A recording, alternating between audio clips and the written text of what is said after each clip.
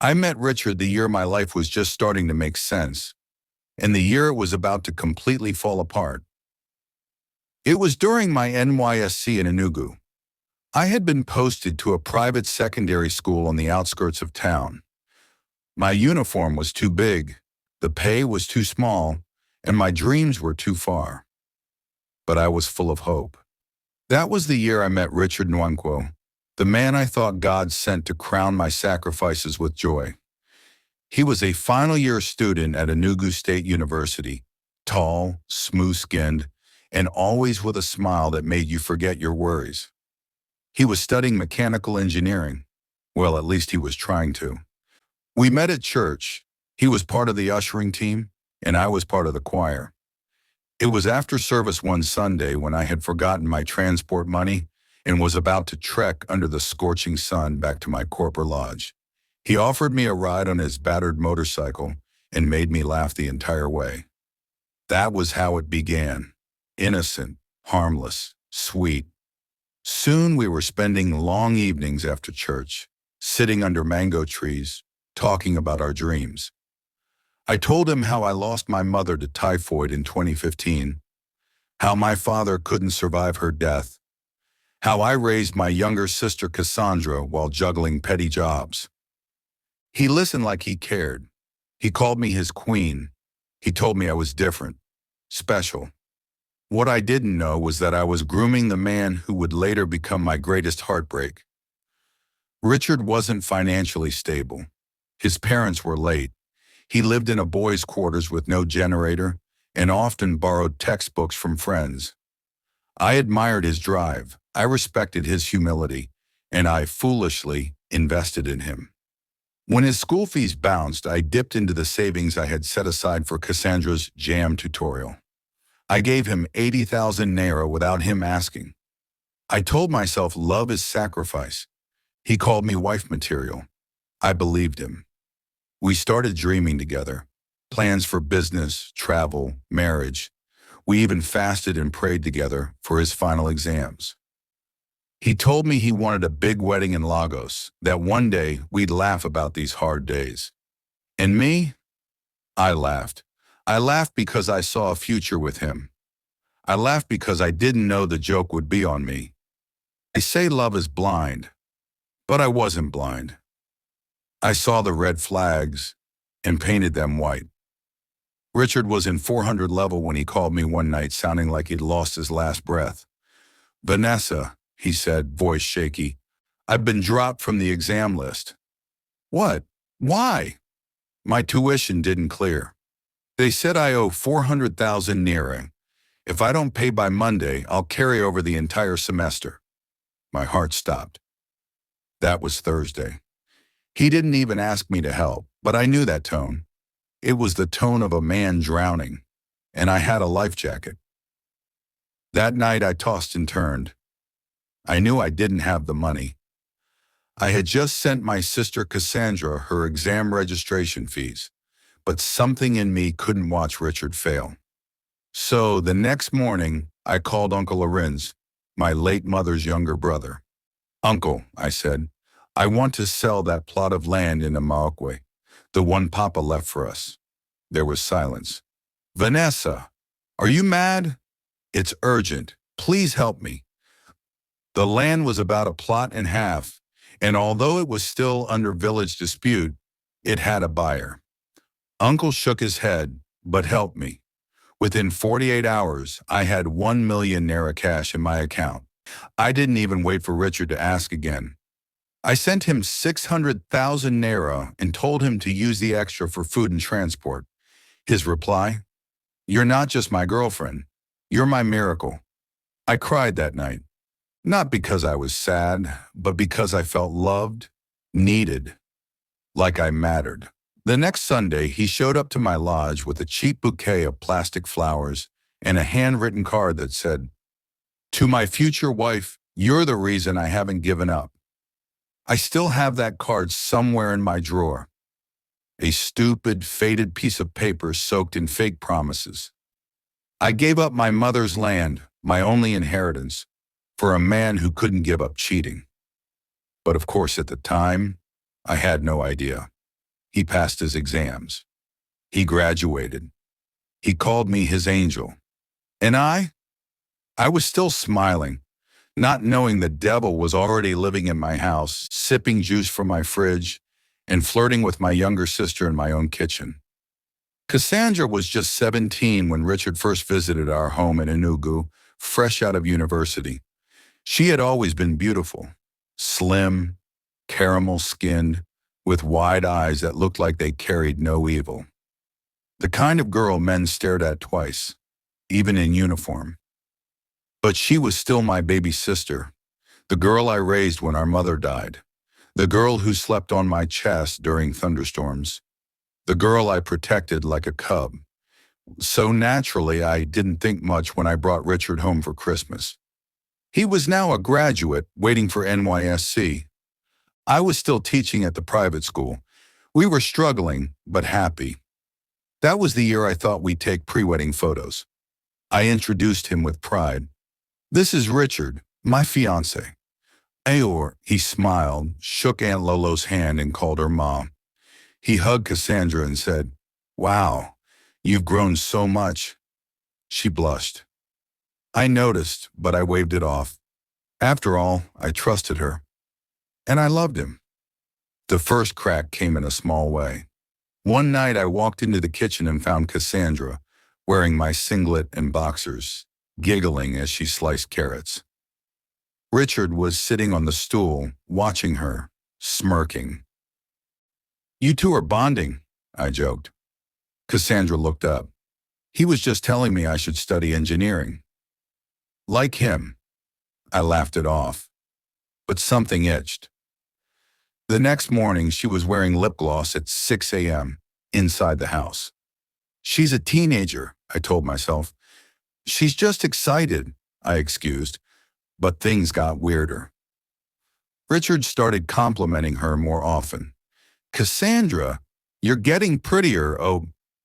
"Vanessa, better hold this your sister." They laughed. I smiled, but my chest grew heavy. A week later, Cassandra asked to borrow my phone charger and forgot to return it. When I went into her room to collect it, I saw a handwritten note inside her physics textbook. I wasn't looking to snoop, but when I picked it up, my soul scattered. "You looked at me like you saw me for the first time. Your eyes undressed me. I dreamt of your smile again last night." R. My Richard? I wanted to believe it wasn't what it looked like. So I did what broken-hearted women often do. I ignored it. I threw the note in my drawer and convinced myself she was probably writing a poem or copying lyrics. But deep down, I knew. I knew the way you know when you're being watched from behind a door. Something had shifted. Cassandra had stopped calling him Broda Richie. She now said Richard in a way that tasted too sweet in her mouth. And Richard. He looked at her the way a man looks at food when he's already eaten, but still wants dessert. Richard got a job in Lagos through a cousin, something small with a construction firm in Ikeja. He was ecstatic. He said, "Baby, once I'm stable, I'll come back with a ring. Start checking bridal gowns." I smiled. I even cried that night. To get him started, I borrowed 200,000 naira from a colleague at my school, added my salary and sent him 400,000 naira first month's rent, transportation, new shoes. Did he say thank you? Yes. Did he mean it? Now I'm not sure. He called every night for the first few weeks. "Vanessa, Lagos is tough. Baby, I miss your food. I hate sleeping alone." But slowly, the calls changed. He stopped calling before bedtime. Then he stopped calling altogether. When I called him, it rang out. When I texted, I saw blue ticks, no replies. When I asked if he was okay, he'd say, "I'm just stressed. Don't start. Don't start." Those words became a dagger. I would sit on the edge of my mattress, phone in hand, praying for a single "I miss you." But silence was his answer. And then, one Sunday evening, Cassandra, my own sister, walked into our sitting room wearing one of my wigs and my perfume. I blinked. "Where are you going?" I asked. She smiled. "To see a friend." "A boy?" She rolled her eyes. "You're not my mom, Vanessa. Don't start." My mouth fell open. "Don't start?" The same words Richard used, that exact tone. I laughed nervously. "Wait, where did you even get that wig?" She shrugged. "You left it on the hanger." "That wig cost me 50,000 naira from my corporate allowance. The perfume? A gift from Richard, last Valentine's Day." That night, she came back smelling of roasted catfish and wine. She was humming like someone whose heart had been kissed. But I said nothing. I went into my room and cried like a fool. Because even though no one had confessed anything, my body knew. My spirit had started grieving what my mouth couldn't speak. I was feeding two people from my soul, one I loved and one I raised. And they were feeding each other behind my back, but I stayed silent, because silence felt safer than confirmation. And I was still holding on to hope that maybe, just maybe, I was being paranoid. Until one day, Richard's call came. It wasn't a hello, it was a demand. "Baby, I need you to send 200K urgently. My rent is due." He didn't ask how I was. Didn't ask how work was. Didn't ask if I even had the money. And like a cursed woman, I sent it. Again, and again, and again. Not knowing that every penny I sent was building a love nest not for me, but for Cassandra. At first, I thought Richard was just overwhelmed at work. He used to call me every night after dinner, but that slowly changed. I'd call. He wouldn't answer. I'd text. No reply. Then came the lies. "Sorry, baby. I was at the site. Network is bad in my area. I slept off, my love." But love doesn't hide for days. Meanwhile, Cassandra had become a ghost in her own home. The girl who used to gossip about school, boys, and TikTok now spent most evenings locked in her room, giggling on silent calls and walking around like she was guarding national secrets. And when I asked, "Who are you chatting with?" she snapped, "You NKO? You always used to chat too. Why are you monitoring me now?" It was her eyes. Guilty, flickering, uncomfortable. Something inside me snapped. I called Richard one evening in April, just to hear his voice. It rang once, then cut. I tried again. "This number is busy. Try again later." By the fourth attempt, I knew. I went to WhatsApp, typed, "Hi, baby," and what I saw next froze the blood in my chest. "You can't send messages to this contact anymore. You've been blocked." I stared at the screen like it had slapped me. I checked his display photo. Gone. Status, gone. I went to Facebook.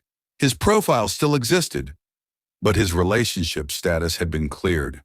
All our old photos deleted. I ran to Instagram. His account was private now.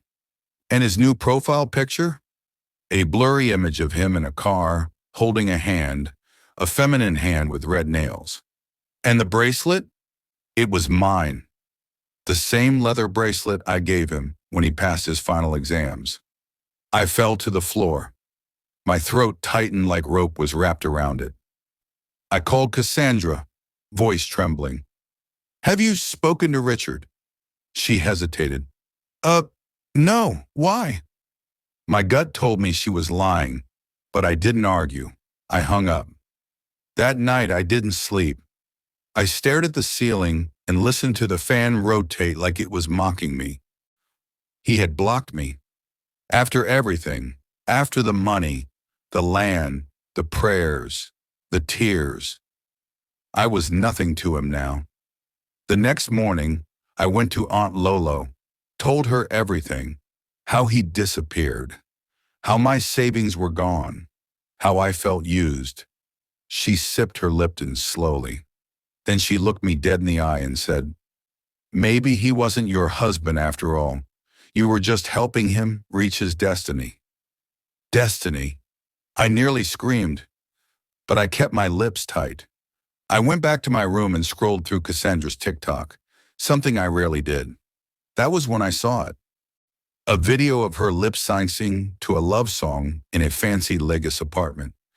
She twirled in a mirror. And behind her, a jacket. Richard's jacket. I knew that jacket. I bought it at a roadside thrift market when I was broke and hungry and in love. I zoomed in just to be sure. The patch, the rip on the sleeve, the same. I felt like vomiting. And when I confronted her, was met with lies. Lies that made me feel like I was being delusional and imagining things. One Saturday morning, without telling anyone, not Aunt Lolo, not Cassandra, I packed a small overnight bag and boarded a bus to Lagos. The 12-hour ride from Enugu was rough, but my heart was heavier. When I arrived at the address Richard had given me months ago, the compound looked familiar from video calls, but strangely different. I knocked on the gate. A young security man opened. "I'm looking for Richard Nwankwo," I said. The guard squinted. "Ah, Richard? That one done travel, madam." I blinked. "Traveled? To where?" He scratched his head. "He no tell me, but he move out since 3 weeks now. Carry all him things go, with one fine girl. Dem they always enter Uber together." Fine girl. The ground beneath me tilted. My ears rang. I held the gate to keep myself from falling. I asked the man if I could leave a message. He nodded. I didn't write a message. I wrote nothing. I just turned and walked away. I found a cheap hotel nearby, locked myself inside, and cried until I couldn't breathe. The next day I called Cassandra. She picked on the second ring. "Hey sis, where are you?" she asked casually, as if she hadn't noticed I'd disappeared for a full day. "I went to Lagos," I said flatly. Silence. "Oh, to see someone?" "I went to see Richard." Silence again. Then a small, too soft, "Oh." "He moved," I said. "Did you know?" "No, I didn't," she lied. Her voice cracked slightly. My heart shattered. I didn't ask more. I didn't argue. I just ended the call. It had been almost 4 months since Richard blocked me, ghosted me, and left me without a goodbye or an explanation. I had returned to Enugu a ghost of myself. I didn't cry in public anymore. I didn't ask questions. I just worked, slept, and existed like someone waiting to evaporate. Cassandra acted like nothing had happened. She still played gospel music in the morning. She still helped Aunt Lola with cooking. She still smiled. But her eyes had changed. They no longer held guilt. They held victory. I kept my peace. I didn't fight, because I believed karma would answer faster than my tears. Then one Tuesday morning, as I was leaving the staff room at school, the secretary walked up to me, holding a sealed white envelope. "There's something for you, Miss Vanessa," she said. I took it without thinking. There was no return address. Just my name, Vanessa Lolo, written in soft pink cursive. I opened it casually, only to feel my soul punch a hole through my chest. "You are cordially invited to the traditional wedding ceremony of Mr. Richard Nwankwo, Miss Cassandra Eze." The words danced before my eyes. I blinked, once, twice, 3 times, but the names didn't change. Cassandra Eze, my sister, my blood, the girl I raised, the girl who wore my clothes, the girl I sold my inheritance for so she could write Way EC. She was marrying him, Richard, the same man I fed when he had nothing, the same man I built from sand and prayer, the same man who called me wife. I felt the walls close in. My breath hitched, my knees buckled. I stumbled into the nearest chair and stared at the glossy wedding card. I wanted to scream, tear it to shreds. But all I did was whisper, "Aunt Lolo, did you know?" I rushed home. My hands trembled as I confronted her. She was in the kitchen, peeling yam like the world hadn't just shattered. "Auntie, did you know?" I asked, holding up the invitation. She didn't look surprised. She didn't flinch. She just exhaled and said, "They love each other, Vanessa. It just happened." It just happened? Aunt Lolo had known. She had watched the betrayal blossom and said nothing. She had helped Cassandra pick wedding fabrics. She had kept the card from me until the very last moment. I was surrounded by traitors. "You knew? And you let me find out like this?" I whispered. She shrugged. "Vanessa, sometimes we must let go of what's not ours." I laughed. A dry, painful laugh that scratched my throat like broken glass. "Not mine? Auntie, I paid his school fees. I fed him. I clothed him. I gave him my future." Aunt Lolo turned away. No apology. No remorse. Just a muttered, "It's done." That night I locked myself in my room and stared at the invitation. I read it until the letters blurred. They had chosen their date. They had chosen their venue. They had chosen their colors. But they had buried my heart. I didn't plan to go. I have been at a friend's place since after the betrayal. I told myself I'd burn the card, block the memory, move on. But rage doesn't take instructions. That Saturday, I wore a red and black Ankara gown, the same one I wore to Uncle Ibuka's funeral. No makeup, no earrings, just truth sitting on my chest like a pot of hot stones. Cassandra didn't expect me. And when I stepped into that yard, silence felt like a knife. Cassandra saw me first. She froze mid-laughter, holding a plate of jollof rice. Her gel stood tall, but her confidence dropped instantly. Then Richard turned. Our eyes locked. He turned pale. His cup of palm wine shook slightly. I didn't blink.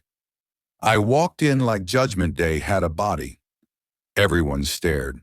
Whispers flew like mosquitoes. Is that not the elder sister? She came? After everything? I heard she was the one that trained him. I walked straight to the middle of the compound where the elders were seated, where the cola nut was about to be broken. I greeted no one. Good evening, elders, I said, my voice steady. I won't waste your time. My name is Vanessa Lolo, and I am the woman who trained that man through school, up until his NYSC. I am the woman he slept with, promised marriage, and abandoned without warning. You could hear a pin drop. Someone coughed. Richard stood up, panic in his eyes. Vanessa, this is not the place. Sit down, I snapped. You can collect bride price, but you'll collect truth first.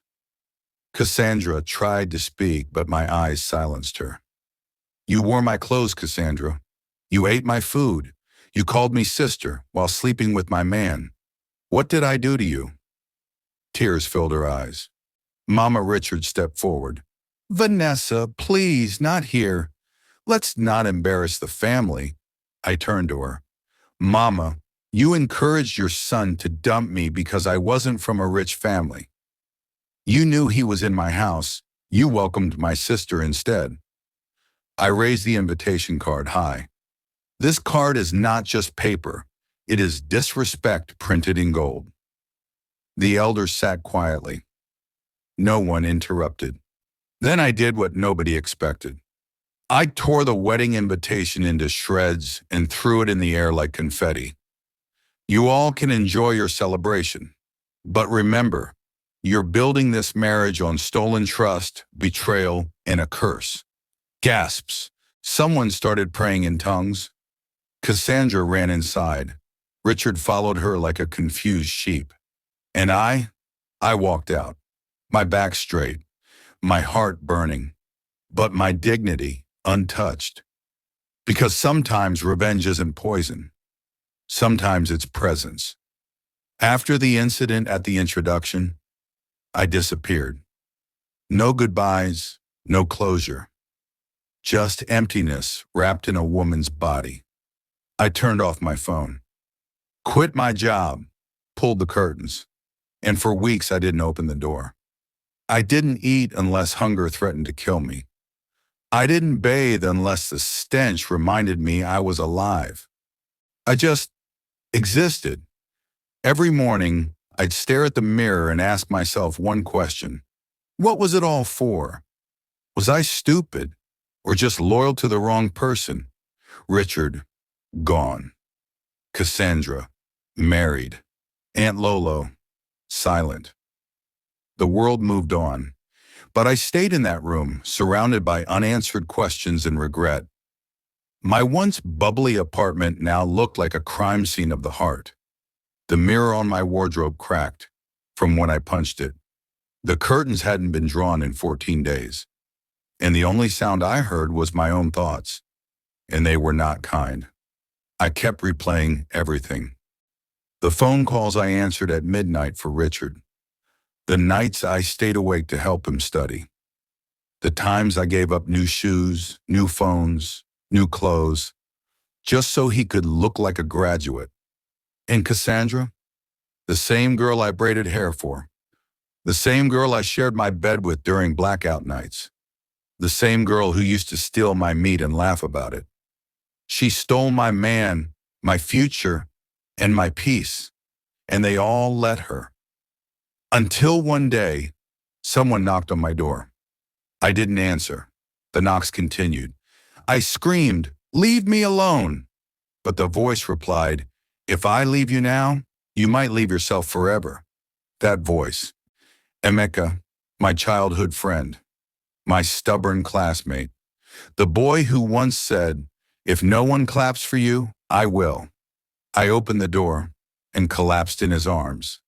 No strength, no words, just tears, heavy like the sky was weeping through me. Emeka didn't say much that day. He didn't preach, he didn't probe. He just cleaned the house, bought food, sat with me in silence. Then one night he spoke. "Vanessa, do you remember who you were before Richard? Before betrayal made you shrink?" "Because I do. You were the woman that fixed everyone's life, except her own." I looked at him. My face was swollen from days of crying. But for the first time in weeks, my heart stirred.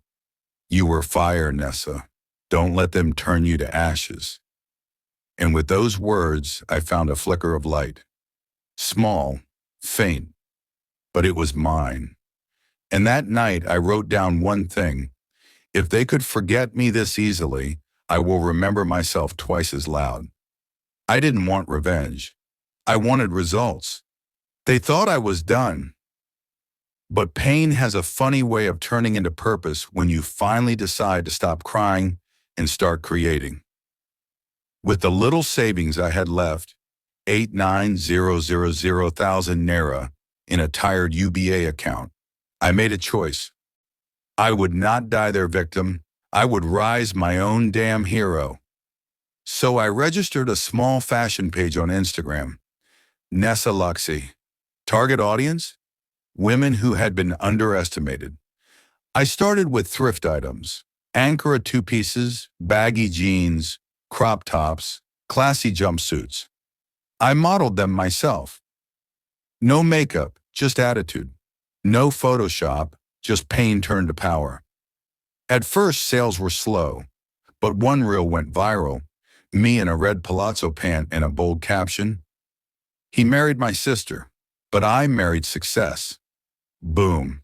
Followers skyrocketed. Orders rolled in. Suddenly, Nessa Loxi wasn't a thrift page. It was a movement. I reinvested every kobo, imported bags, collaborated with photographers, built a Shopify website, took online business classes at midnight while frying plantain in my tiny kitchen. People started noticing. I glowed differently. Not because of skincare, but because of self-worth. My waist got slimmer. My smile got sharper. My eyes no longer filled with tears, burned with clarity. Then came the features. A female entrepreneur blog tagged me the Phoenix Queen. An Instagram influencer wore my dress to a wedding. Before long, I had 50,000 loyal followers and the first into one, 2 million in profit. From pain to paper, from heartbreak to high fashion. And just like that, the same people who once whispered, "What a pity," now typed, "Inspiration," under my posts. But I wasn't doing it for them. I was doing it for every version of me that had been stepped on, silenced, and sold out. Years passed. I moved to a better apartment, hired 2 staff, got invited to speak at a women's business event. And guess who I ran into at the entrance? Cassandra. Pregnant, in no makeup, wearing faded slippers. She looked like life had humbled her. She smiled faintly and said, "Nessa, you look good." I smiled back. I know, no drama, no tears. Because when you truly rise, you don't look back. You let the past watch you from the ground. Years passed, and Karma got bored of knocking. She kicked Cassandra's door off its hinges. The fairy tale marriage? Shattered. The Instagram perfect couple? Deleted. Richard had been cheating, repeatedly, with a younger girl named Mimi who sold organic waist trainers. Cassandra tried to keep it together, but the cracks became craters. 2 kids, no job, and rent due, and a husband who now stayed out all night. Then came the final blow. Richard got fired from the tech company, allegedly for conduct unbecoming. But word on the street? Mimi leaked a video. Boom. No job, no savings, no side chick. Just consequences. Cassandra reached out first, a soft, "Hi sis" on WhatsApp. I left her on read. Then Richard showed up. One sunny afternoon, I saw him waiting outside my shop. He looked tired, beard untrimmed, shirt faded, eyes like someone who hadn't slept in weeks. "Vanessa," he said, stepping forward. I didn't flinch, just crossed my arms. "Vanessa, you look... wow." I adjusted her shades. "You look like regret," I said with a smirk. "I know I messed up. I was stupid, blind. Please, anything you can do. A loan, a job. I just need to start over."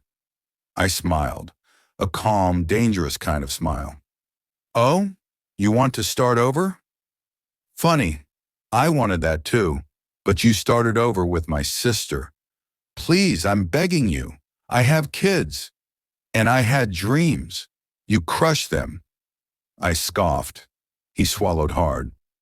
"You didn't just betray me. You used me, then replaced me." "Vanessa," he started, voice low, eyes begging. "I'm sorry for everything. I messed up, badly. I lost everything. I just need a second chance. Anything, help, advice, a connection, and I can't breathe anymore." I chuckled, looked him in the eyes. "You couldn't breathe?" I asked slowly. "Try getting abandoned by the man you loved and the sister you trusted. Try waking up every day wanting to disappear." "I couldn't breathe either, Richard. But I survived. Without you." He swallowed, eyes moist. "Please, even if it's just a loan. I'll work. I'll pay back." I smiled. Not the kind he remembered. This one had power behind it. "You see, Richard, You didn't just leave me, you broke me. And that version of me? She died. This woman you see now? She doesn't do charity for the people who buried her. Good luck with life, and give my regards to Cassandra, if she's still there. Then I turned around and walked back into my boutique, heels clapping like thunder, hips swaying like royalty. No tears, no hate, just peace in the full circle moment they both never saw coming.